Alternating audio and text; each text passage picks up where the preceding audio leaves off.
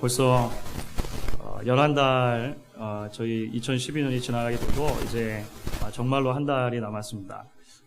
오늘부터 시작을 해서 이제 성탄절이 되기까지 우리가 대강절이라고 하는 이제 우리 교회력에 따라서는 절기를 그렇게 지키게 되었습니다.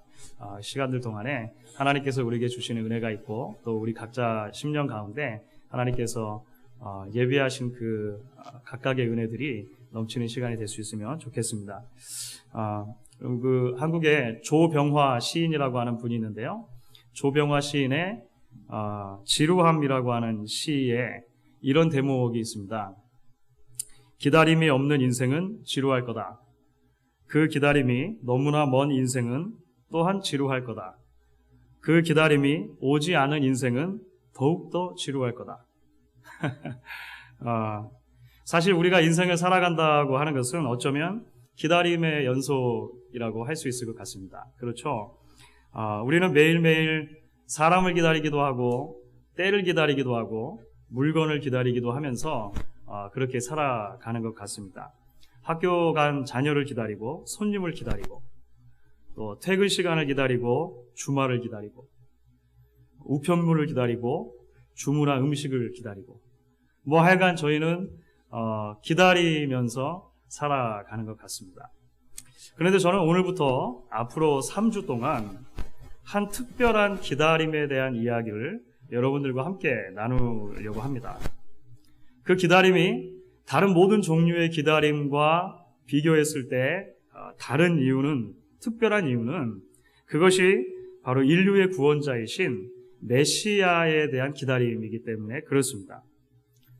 죄로 인해서 고단한 인생길을 걸어가는 온 인류의 소망이신 예수님에 대한 기다림의 이야기. 앞으로 3주 동안 우리가 이 이야기들을 좀 살펴보려고 하는 것입니다. 말씀드린 것처럼 교회력으로 보면 오늘부터 성탄절 전까지 4주 동안 대강절이라고 합니다. 애드벤트라고 합니다. 예수님의 강림을 기다리고 기대하는 그런 시간이다라고 하는 것이죠. 그래서 저희 교회는 이렇게 촛불을 이제 대강절 한 주 한 주 지날 때마다 하나씩 붙일 모양인가 봅니다. 미국에서 먼저 붙여놔가지고요. 그래서 이제 마지막 성탄절에는 하얀 초에다가 불을 붙이게 될 것 같아요. 그렇다면 우리의 질문은 이것이죠. 왜 우리가 예수님의 강림을 기대해야 하느냐라고 하는 문제입니다. 대강절, 예수님의 강림을 기대하는 절기라고 한다면 도대체 왜 우리가 예수님의 오심을 기대해야 하느냐라고 하는 것이죠. 이 질문을 거꾸로 뒤집어서 말하면 이런 것입니다. 예수님께서 이 땅에 오신 사건이 왜 중요한가라고 하는 것이죠. 우리는 앞으로 이제 3주에 걸쳐서 그 예수님의 오심에 대해서 간절히 기대하고 기다렸던 사람들의 이야기를 좀 살펴보려고 합니다. 그리고 그들의 고백을 통해서 이 질문들에 대한 답을 조금씩 찾아갈 수 있기를 원하는 것이죠. 그래서 오늘 우리가 이제 함께 살펴볼 첫 번째 메시아를 기대하며 하나님 앞에 고백했던 한 사람, 바로 마리아에 대한 이야기 오늘 함께 나누면서 저희가 조금 더 은혜를 나누고 같이 하나님 앞에 나아갈 수 있기를 바라는 것입니다. 오늘 제가 봉독해드린 말씀 26절부터 이 후반이죠. 46절부터 55절까지의 말씀은 그 마리아의 찬가라고 우리가 흔히 알려져 있습니다. 마리아의 찬가. 그러니까 마리아가 부른 찬양의 노래, 이렇게 우리가 풀면 될 것 같습니다. 우리는 먼저 마리아가 왜 도대체 이 찬양의 노래를 하나님 앞에 드릴 수밖에 없었는가라고 하는 이 노래의 배경에 대해서 먼저 좀 살펴보지 않을 수가 없겠습니다. 그 놀라운 일에 대한 이야기, 마리아가 경험했던 일, 그래서 찬양을 할 수밖에 없도록 만든 그 일이 사실 이제 제가 함께 읽은 말씀 그 전에 이제 26절부터 38절까지 말씀에 등장을 하는 것입니다. 나사렛이라고 하는 동네에 마리아라고 하는 한 여인이 살고 있었고요. 처녀였죠. 이제 한 청년과 약혼을 하게 되었습니다. 결혼을 하려고. 그 청년의 이름이 요셉이었습니다. 그리고 그 청년의 이제 먼 조상 중에는 다윗 왕이 있었어요. 그러니까 다윗 왕의 후손인 셈이죠, 요셉이. 그런데 어느 날 가브리엘이라고 하는 천사가 이 마리아에게 나타난 것입니다. 그리고 그 마리아에게 놀라운 소식 하나를 전해주는 것이죠. 바로 마리아에게서 메시아가 태어날 것이다 라고 하는 약속의 예언을 해준 것입니다. 사실 당시 유대인들이라면요, 누구나 할 것 없이 다 메시아를 기대하고 있었습니다. 우리가 이것을 좀 이해할 필요가 있습니다. 당시의 유대인들이라면 모두 다 메시아를 기대하고 있었다는 것이죠. 메시아라고 하는 말은 구약 성경에 기록된 히브리어로 기름 부음 받은 자라고 하는 뜻입니다. Anointed one, 기름 부음 받은 자. 이것은 곧 구속자, 구원자라고 이해되어지기도 합니다. 그러니까 주전 587년에 나라가 멸망해버려요. 유다라고 하는 나라는요. 유다가 그렇게 나라가 멸망한 뒤에는 강대국의 지배에 끊임없이 있게 되었습니다. 그런 모든 인고의 시간을 지나면서 유대 백성들 마음속에는 하나의 소망이 생겨나기 시작했는데 바로 메시아, 하나님의 기름 부음 받은 그 구원자가 오셔서 우리를 구원해 줄 것이다라고 하는 기대가 생긴 거죠. 그것은 구약 성경에 그렇게 예언하고 있기 때문에 그렇습니다. 구약 성경의 곳곳에서 하나님의 세우신 메시아가 올 것이고 그가 이스라엘 민족을 구원해 줄 것이다 계속 예언했단 말이죠. 그래서 마리아 당시를 살아가는 모든 유대인들은 마음속에 하나의 기대가 있었는데 언제 메시아가 올 것인가? 메시아가 왔으면 좋겠다라고 하는 기대를 가지고 있었다라고 하는 것입니다. 그렇다면 오늘 가브리엘 천사가 마리아에게 나타나서 바로 지금이 이 메시아가 올 때다라고 하는 소식을 전해준 것 아닙니까? 그러면 우리의 일반적인 상식으로는 마리아 입장이라면 그 소식을 듣고 굉장히 기뻐해야 마땅했을 것입니다. 그렇죠. 드디어 메시아가 오시는구나. 그런데 문제가 그렇게 단순하지가 않았습니다. 그렇죠. 왜냐하면 메시아가 오시긴 오시되 마리아를 통해서 오신다라고 하는 소식을 들었다라고 하는 것입니다. 여러분, 지금 마리아의 상태는요, 정혼자가 있기는 합니다. 지금 약혼한 사람이 있기는 하지만 아직 한 번도 남자를 가까이 하지 아니한 처녀의 몸이었다라고 하는데 문제가 있는 거예요. 그런데 처녀의 몸인 자신을 통해서 이스라엘 구원자인 메시아가 오시겠다라고 하는 겁니다. 휴일 저녁에 온 가족이 오붓한 이제 저녁 시간을 보내고 있습니다. 밤중쯤 돼가지고 같이 이제 온 가족이 패밀리 무비 나잇 해가지고 이렇게 영화를 막 보고 있는데 온 가족이 출출해진 거예요. 밤참 생각이 간절한 것입니다. 그런데 마침 그때 TV에서 맛있게 생긴 피자 광고가 탁 나오는 거죠. 그것을 보고 유혹에 안 넘어갈 사람이 몇이나 있겠습니까? 그래가지고 이제 이렇게 하는 도중에 엄마가 이제 이렇게 얘기하는 것입니다. 에이, 오늘 저녁에는 내가 피자 한 판을 쏘겠다. 이렇게 한 거죠. 아이들이 막 환호성을 지르고 역시 우리 엄마 최고다. 아빠도 이제 남편도 그 아내를 칭찬하면서 야, 살다 보니 이런 일도 다 있구나. 내일은 해가 서쪽에서 뜨겠네. 당신이 한턱 내기로 하다니. 이렇게 하는 거죠. 그런데 아내가 이렇게 말하는 것입니다. 뭐 이 정도를 가지고 뭘 그러세요. 내가 우리 가족을 얼마나 사랑하는데. 그런데 여보, 피자 주문하고 픽업하는 것은 당신이 하세요.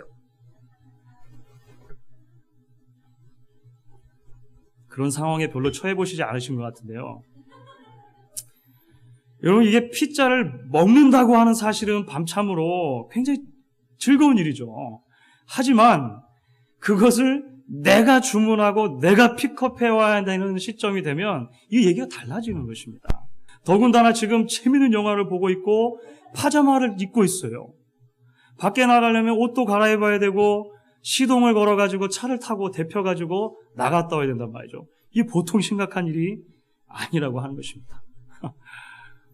이게 얘가 정확하게 잘 들어줬는지 모르겠는데요.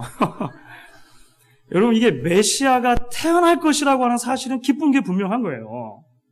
그러니까 유대인의 입장이라면 메시아가 태어난다, 메시아가 진짜 오신다라고 하는 사실은 이게 굉장히 좋은 일이라고 하는 것입니다. 그런데 그 메시아가 오시는데 나를 통해서 오신다라고 하는 것은 사실 굉장히 심각한 문제가 되는 것입니다. 그래서 마리아가 그 가브리엘 천사의 전해주는 소식을 듣고 굉장히 혼란스러웠던 것 같아요. 굉장히 당황했던 것 같습니다. 그래서 34절의 말씀에 보면 마리아는 이렇게 가브리엘 천사에게 묻습니다. 나는 사내를 알지 못하니 어찌 이런 일이 있으리까? 그 마리아의 말 속에서 그 당황하고 그 놀라고 막 이런 게 좀 느껴지십니까? 아니, 저는 한 번도 남자를 같이 한 적이 없는데 어떻게 나에게 이런 일이 있을 수 있습니까? 좀 당황스럽네요. 가브리엘 천사님. 이렇게 얘기하는 것이죠. 부모의 얼굴이 스쳐갔을 것입니다. 동네 사람들의 얼굴이 스쳐갔을 것이에요. 누구보다도 약혼자. 그렇죠? 요셉의 얼굴이 스쳐갔을 것입니다. 어떻게 제게 이런 일이 일어날 수 있습니까? 라고 물었을 때 이제 가브리엘 천사가 계속해서 이렇게 대답을 해주는 것입니다. 35절인데요. 우리 같이 같은 성경 안에 들어있으니까 35절 말씀 우리 같이 한번 읽도록 하겠습니다. 35절입니다. 천사가 대답하여 가로되 성령이 내게 임하시고 지극히 높으신 이의 능력이 너를 덮으시리니 이러므로 나실 바 거룩한 자는 하나님의 아들이라 일컬으리라. 인간적인 방법이 아니고 하나님의 영이신 성령의 능력으로 임신을 하게 될 것이다. 기적과 같은 방법으로 임신을 하게 될 것이다. 그렇기 때문에 태어날 그 아들은 다름 아닌 하나님의 아들이라 일컬음을 받을 것이다. 이렇게 천사는 이야기를 해준 것입니다. 이 대답을 듣고서도 사실은 계속적으로 당황스럽지 않겠습니까?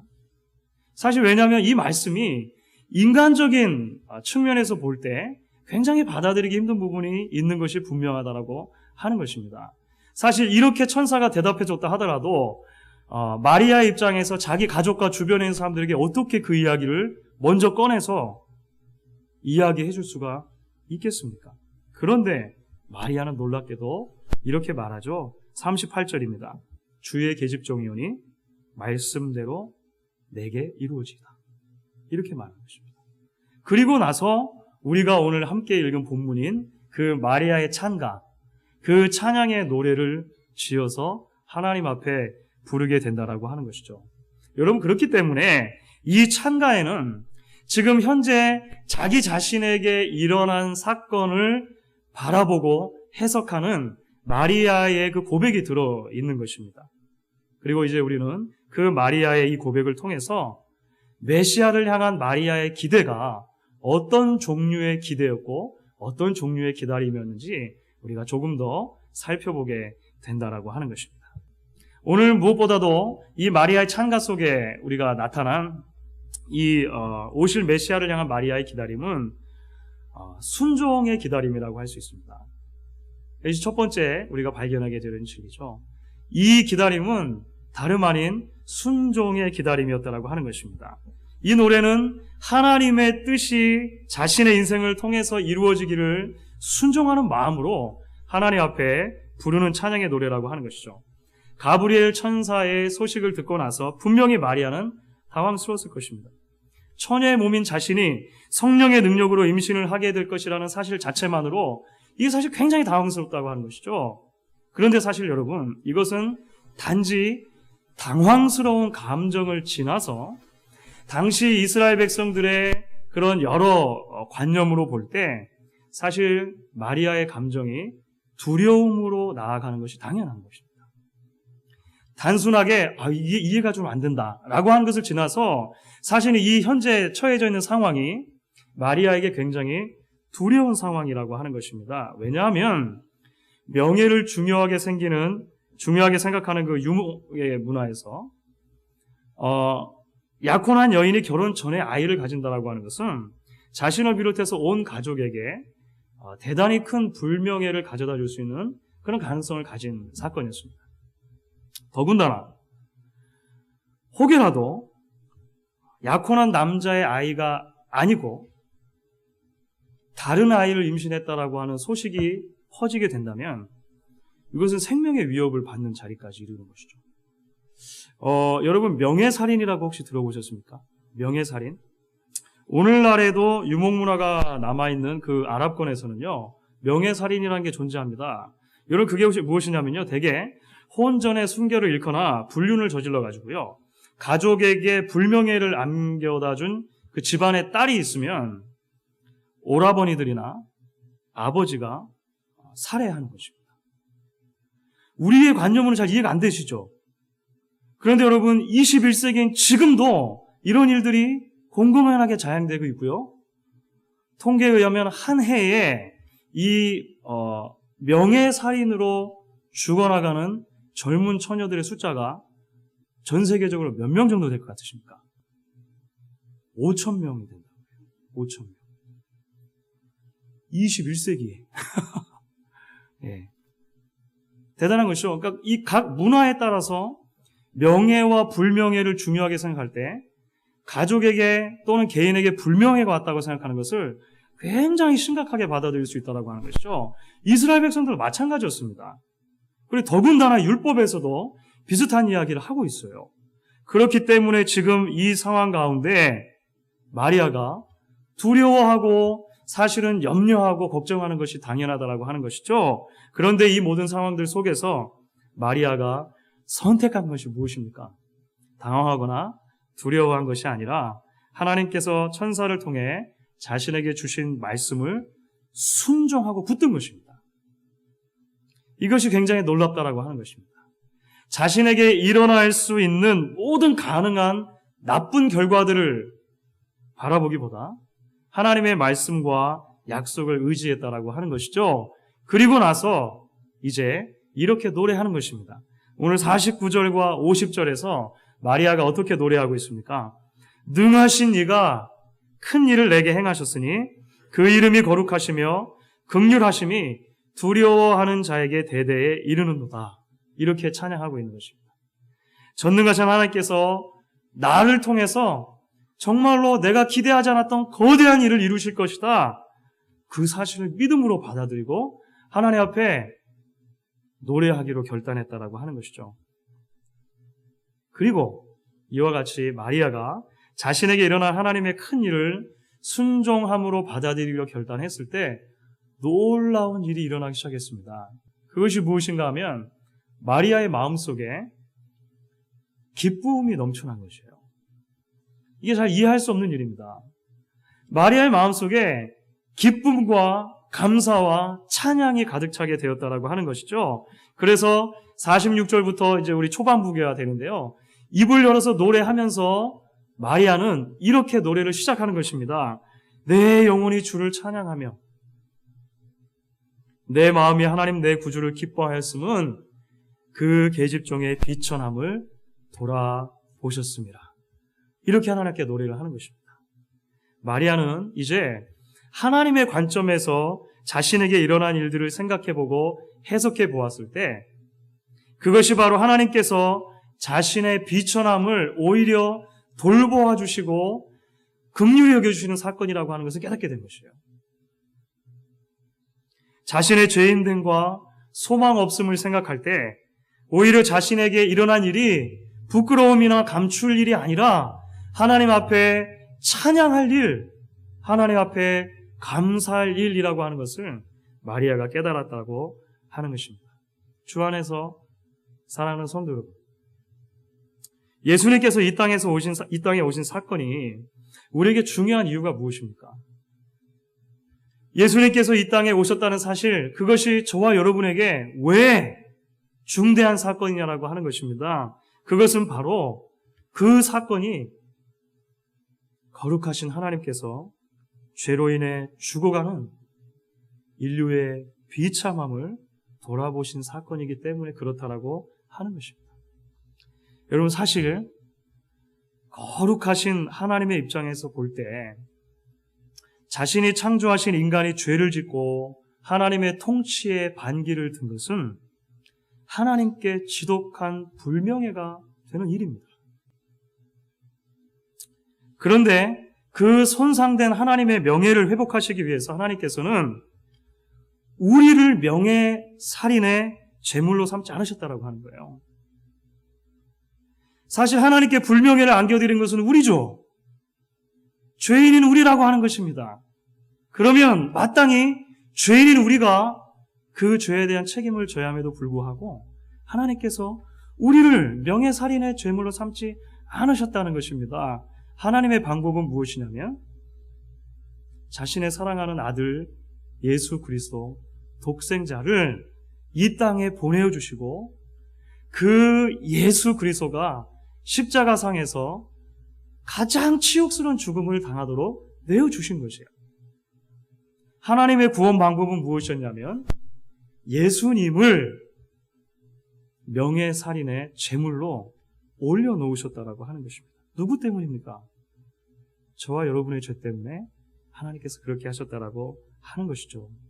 그렇기 때문에 오늘 먼저 우리는 마리아의 순종의 고백을 통해서 무엇을 발견하게 되는 것입니까? 우리를 위해서 오신 예수님 안에서 보여주신 하나님의 그 말할 수 없는 은혜와 사랑 때문에 함께 마리아의 고백과 한 목소리로 하나님의 이름을 높이고 찬양할 그 제목을 우리가 발견하게 된다라고 하는 것입니다. 이것을 기억하시고 우리가 함께 한 목소리로 마리아와 함께 하나님을 찬양할 수 있게 되어지기를 간절히 바라는 것입니다. 이제 두 번째로 오늘 본문 가운데 마리아 찬가를 통해서 발견하게 되어지는 이 메시아를 향한 기다림이 어떤 종류의 기다림이었는가? 그것은 기대의 기다림이었다라고 우리가 이해할 수 있습니다. 기다리되 놀라운 일들이 일어날 것을 기대하면서 하나님 앞에 이제 나아갔던 것을 우리가 발견하게 되어집니다. 사실 이러한 특별한 그 기대라고 하는 것이 메시아를 통해서 이루어질 놀라운 그 대반전에 대한 이야기로 이제 그 마리아가 이야기를 옮겨가는 것을 볼 수 있습니다. 사실 마리아의 찬가, 우리가 함께 읽은 마리아의 찬가에 가장 두드러지는 주제가 있다면 그게 뭐냐면요, 반전입니다. 반전, 리버설인데요. 그래서 이 성경을 연구한 학자들이 이것을 놀라운 반전, Great Reversal이라고 하는 단어로 표현을 합니다. 51절부터 53절까지 말씀입니다. 이 말씀 우리가 같이 한번 읽도록 하겠습니다. 51절부터 53절까지 말씀을 같이 한번 읽습니다. 그의 팔로 힘을 보이사 마음의 생각이 교만한 자들을 흩으셨고 권세 있는 자를 그 위에서 내리치셨으며 비천한 자를 높이셨고 줄이는 자를 좋은 곳으로 배불리셨으며 부자를 공수로 보내셨도다. 하나님의 구원 방편이자 메시아이신 예수님께서 오셔서 이루실 사역의 특징, 그것을 한마디로 표현한다면 무엇이겠는가? 거대한 반전이 이루어질 것이다 라고 하는 것을 성경이 이야기하고 있는 것입니다. 복음의 핵심 가운데 하나가 무엇이냐면 반전입니다. 반전. 우리가 기대하지 않았던 놀라운 일이 복음을 통해서 일어난다라고 하는 것이죠. 여러분, 드라마에서도 흔하게 반전이 일어납니다. 그렇죠. 드라마에서 일어나는 흔한 반전은 뭐 되게 이런 거예요. 남녀가 처음 만나는 남녀가 만나가지고 뜨겁게 사랑했는데 나중에 알고 보니까 과거에 이렇게 헤어진 남매였더라. 어디선가 많이 들어본 것 같으시죠? 새로 직장에 취업을 해가지고 첫 출근하는 날 아침에 늦으면 안 되는데 가다가 웬 할아버지 노인께서 어려운 공경에 처하신 것을 보고 도와드리라고 첫날 직장에 늦었어요. 그런데 가서 오후쯤에 보니까 그 노인께서 회사의 회장님이시더라. 다 되게 아시네요. 이런 종류의 반전에 너무 익숙하신 거예요. 그렇죠? 그러니까 드라마를 통해서 우리가 볼 수 있는 반전은 되게 이런 것입니다. 굉장히 좋아하시네요. 여러분들, 그런데 복음 안에서 보는 반전은 이런 것과도 비교가 되지 않는 반전이라고 하는 것입니다. 하나님께서 자신의 힘과 자신이 가진 것만을 의지하는 자들을 철저하게 낮추실 것이다. 그리고 반면에 하나님께서 낮아져 있고 비천하고 가난한 자들을 높여주실 것이다. 이야기하시는 것입니다. 마음의 생각이 교만한 자는 어떤 사람들입니까? 하나님을 두려워하지 않는 사람을 말하는 것입니다. 하나님을 두려워하지 않고 자기가 자신 자기의 힘만을 의지하는 사람들이라고 하는 것이죠. 권세 있는 자는 무엇을 말합니까? 당시에 정치인들, 관리들, 군인들과 같이 무소불위의 권력을 휘두를 수 있는 사람들, 그래서 다른 것 별로 의지하지 않아도 되는 사람들을 의미하는 것입니다. 부자는 무엇을 의미합니까? 돈을 하나님으로 섬기는 사람들, 만몬 숭배자들 의미하는 것입니다. 결국 다 종합해 놓고 보면 자신들이 가지고 있는 것, 누리고 있는 것들 때문에 하나님 없이도 충분히 살아갈 수 있다고 생각하며 실제로 그렇게 살아가고 있는 사람들, 그들의 현 주소를 이러한 언어들로 표현하고 있는 것이죠. 그러나 복음의 메시지는 무엇입니까? 이러한 부류의 사람들을 철저하게 낮추는 것으로 복음의 메시지가 시작한다라고 하는 것입니다. 이들이 자신의 돈과 권력과 능력을 의지하는 한 결단코 구원의 소망이 없다라고 하는 것이 바로 복음의 메시지 출발점이기 때문에 그런 것이죠. 반면에 복음은 마리아의 고백과 같이 비천한 자를 높이시고 줄이는 자에게 좋은 것으로 배불려 주신다라고 하는 반전을 가져다 줍니다. 이것이 무엇을 의미하는 것입니까?